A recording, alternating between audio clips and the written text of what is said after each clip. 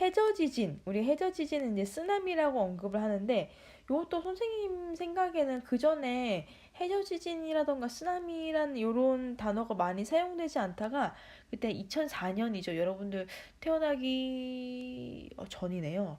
여러분들 태어나기 전에 2004년도에 그 동남아시아 지역에서 쓰나미가 한번 크게 나서 인명피해가 굉장히 심했었어요. 그때는 이제 동남아시아나 남아시아 쪽에는 뭐 인도라던가 뭐 인도네시아, 태국 이렇게 그쪽 지역에서 많은 인명 피해가 났는데, 중요한 건 이제 우리나라 사람들 중에서도 피해를 입으신 분들이 계시거든요. 그래서 그때 워낙에 피해가 컸기도 하고, 또 이후로 또 우리 근처에 있는 일본이죠. 일본에도 쓰나미가 이렇게 한번 또 크게 왔죠. 2011년도에.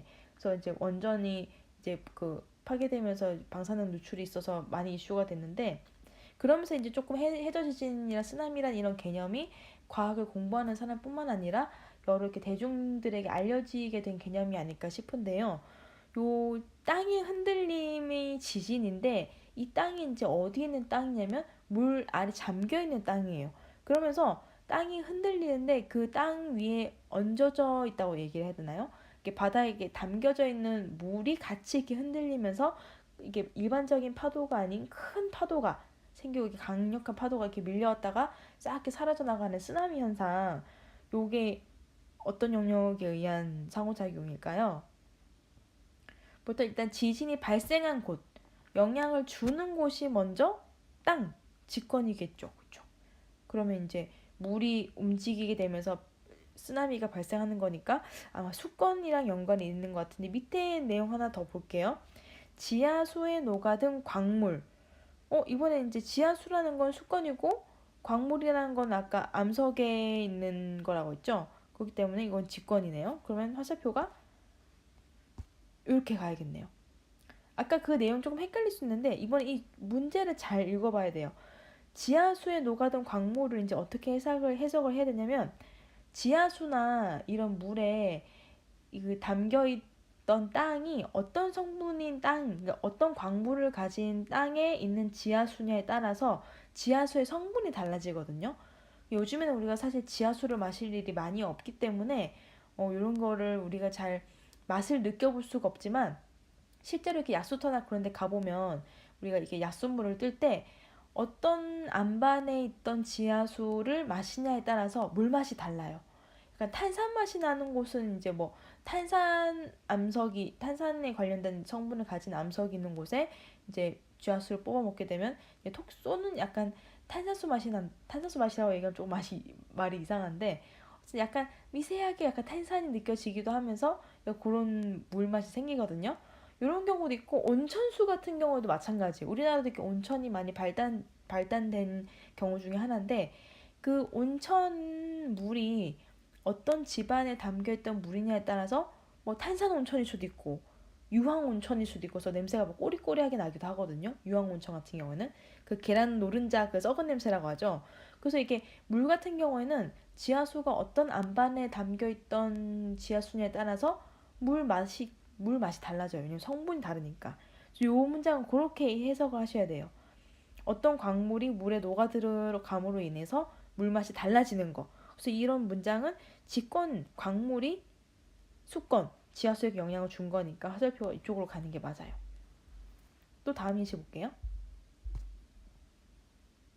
자, 강물과 해수의 혼합.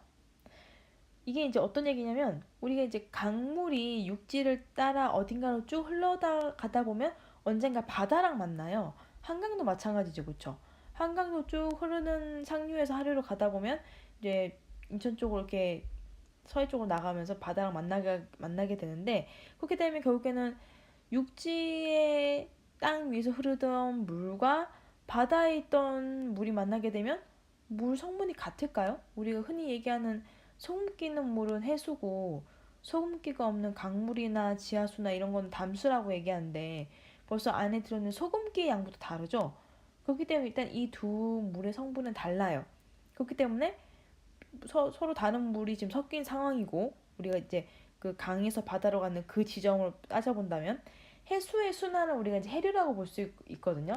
언뜻 보면 이렇게 바다가 파도만 치는 것 같아 보이긴 하지만 조금 더 넓은 범위의 바다, 그러니까 우리가 단지 뭐 동해, 서해 이렇게 본다기보다는 뭐 태평양, 대서양, 인도양 이렇게 큰 범위의 바다를 보게 되면 이게 일련적인 흐름이 있어요.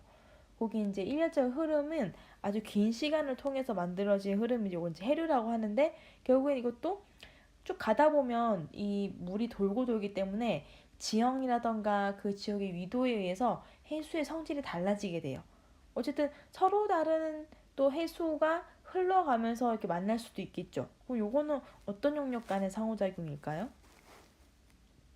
네, 요것도 결국에는 수건과 수건 사이에 일어난 상호작용입니다. 영향을 주는 주체도 수건이고 영향을 받는 주체도 수건이니까. 다음 예시 볼게요. 자, 바람에 의한 해수 혼합 그리고 바다에 내리는 비. 요거는 간단하죠. 바람, 기권, 해수, 수권. 바다에 내리는 비. 바다가 뭔가 지금 비 내림을 당한 입장이고 비가 내린 입장이죠. 비는 하늘에서 떨어지는 거니까 기권이죠. 기권과 수권 사이 영향인데 어디에서 어디로? 기권에서 수권으로 영향을 준 상황입니다. 다음 예시 볼게요. 자, 바다에 살고 있는 생물이 해수에 녹아있는 성분을 섭취했대요. 뭔가 뭐 칼슘일 수도 있고 혹은 뭐 탄산일 수도 있고 마그네슘일 수도 있고 나트륨일 수도 있고 여러 가지 성분이 녹아있는데 바다 생물이 해수 속에 있는 성분을 섭취했다. 요거는 바로 생물권이 수권에게 영향을 준 상황이 되겠죠. 그쵸? 우리가 먹은 거니까. 그 다음에 화산활동에 의한 화산가스 방출이라고 나와 있는데 화산활동에 의한 화산가스가 방출되면 어디로 갔을까요? 기권, 하늘로 갔겠죠? 그럼 화산활동은 어디서 일어나는 활동? 땅에서 일어나는 활동이니까 직권이 되겠네요. 그럼 직권에서 기권으로 영향을 준 상호작용이다 라고 볼 수 있고요. 자, 수증기의 공급. 수증기는 일단 기체이기 때문에 기권에 있는 것이 맞는데 어디서 왔을까? 여기서 이제 여러 군데서 올 수 있기는 한데 사실은 이제 가장 많이 수증기가 공급될 수 있는 원천은 바로 물의 증발 입장에서 본다면 수권이 되겠죠. 수권에서 기권으로 이루어진다.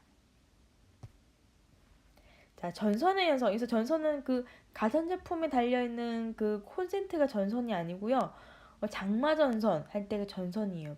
이 비가 며칠 동안 길게 내리는 그 시기를 장마라고 하는데 그리고 뭐 장마전선이 복상하면서 장마전선이 남하하면서 뭐 어쩌고저쩌고 그런 얘기를 일기예보에서 많이 봤을 거예요. 그럼 이제 전선이 형성되는 거 혹은 날씨가 변하는 거 왜 날씨가 변하고 왜 비가 내릴까요? 결국에 이 날씨 변화는 서로 다른 공기들이 만나면서 그 경계면에서 활동이 일어나는 게 날씨 변화를 나타나는 거거든요.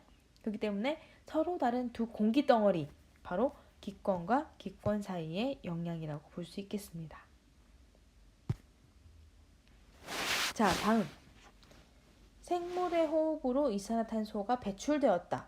그럼 영향을 준 주체는 생물이고 이산화탄소가 공기 중으로 배출됐겠죠? 그럼 생물권이 기권으로 영향을 준 예시죠. 다음 볼게요.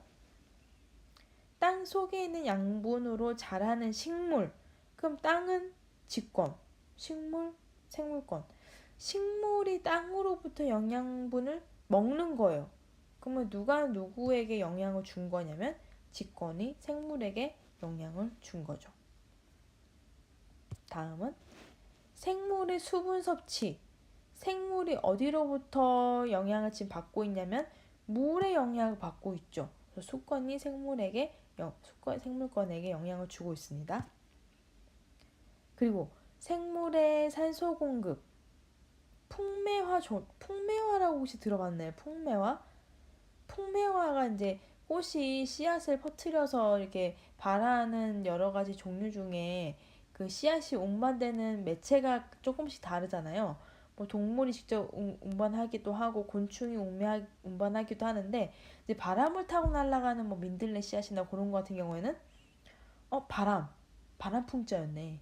그러면 풍매화라는 거 자체는 결국에 꽃이니까 생물인데 바람을 타고 씨앗을 퍼뜨렸기 때문에 아, 기권과 생물권 사이의 이야기구나. 위에 있는 문장도 마찬가지죠. 생물이 생물에게 산소를 공급해준대요. 누가 산소를 줬을까? 기권, 그쵸? 공기가 줬겠죠. 그렇기 때문에 기권이 생물권에게 영향을 주는 상호작용 케이스라고 볼 수 있습니다. 자, 생태계 먹이사슬. 하등한 생물, 하등하다고 표현하기 좀 그렇지만 어쨌든 그 이제 뭐 풀이 메뚜기에게 먹히고 뭐 메뚜기가 개구리에게 먹히고 개구리가 뱀에게 먹히고 뭐 뱀이 외가리 나오고 뭐 독수리에게 먹히는 이런 먹고 먹히는 생물의 이 관계 생태계의 먹이사슬이라고 얘기하죠. 그러면 이거는 먹히는 것도 생물이고 먹는 것도 생물이니까 정답은 생물권 사이의 상호작용이라고 볼 수 있겠네요. 자, 이렇게 해서 우리가 지금 거의 16개 가까운 예시 이상을 봤을 수도 있겠네. 하나당 2개씩 예시가 있는 경우도 있었으니까 16개의 예시가 되는 케이스를 이제 쭉 봤는데 정말 다양한 케이스가 있었어요. 물론 이거 말고 더 많은 예시가 있지만 선생님이 이제 중학교 1학년 친구들에게 얘기를 했을 때 좀 이해가 되기 쉬울 만한 여러 가지 예시들만 이렇게 구성을 해봤는데 예시는 사실 무궁무진하게 더 많아요.